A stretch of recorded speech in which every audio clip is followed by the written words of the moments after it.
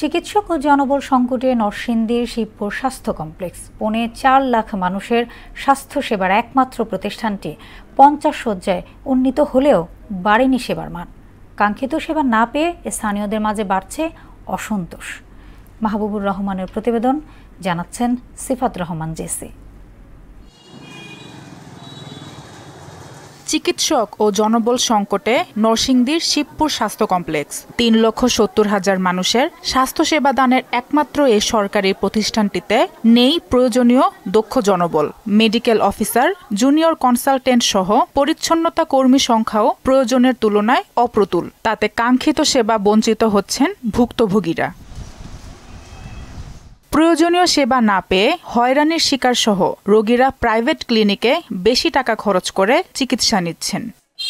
Doctor আছে, doctor নাই। হাসপাতালের অবস্থা যদি এই হয় তাহলে কিভাবে রোগীরা সেবা পাবে বলেন? কোনো ভালো ডাক্তারই নাই, সেজন্য আমাদেরকে বাধ্য হয়ে বাইরে চিকিৎসা নেওয়ার জন্য যাইতে হচ্ছে। জনবলের সংকট থাকলেও নিজেদের সাধ্যমতো সেবা দেওয়ার চেষ্টা করা হয় বলে জানান সুপারভাইজার নার্স। জরুরি বিভাগ থেকে ডাক্তার দেখাই রোগী ভর্তি দিয়ে উপরে পাঠান। আসার পরে আমরা আমাদের যা করণীয়, রোগীর বিছানা দেওয়া, রোগী কি পায় তার সেবা দেওয়া সেটুকু আমাদের। চিকিৎসক সহ জনবল সংকটের কথা স্বীকার করলেন উপজেলা স্বাস্থ্য কর্মকর্তা। ওয়ালটন আবারও মিলিয়নিয়ার অফারে ওয়ালটন ফ্রিজ কিনে আপনিও হয়ে যেতে পারেন মিলিয়নিয়ার।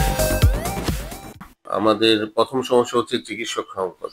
গত 1 মাস আগেও আমার এখানে 2 জন চিকিৎসক ছিল।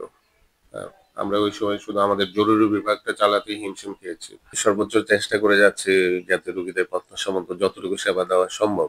বিষয়টি অবগত আছেন জানিয়ে সরকারি হাসপাতালে ডাক্তারদের আরও আন্তরিক হয়ে সেবা দিতে হবে বললেন জেলা civil surgeon. Body language hospital এক ধরনের, ক্লিনিকে গেলে আরেক ধরনের। এই ডাক্তারদের কাছে আবার ক্লিনিকে বা কোনো সাব চেম্বারে গিয়ে আবার এই জনগণ রোগী দেখাচ্ছে।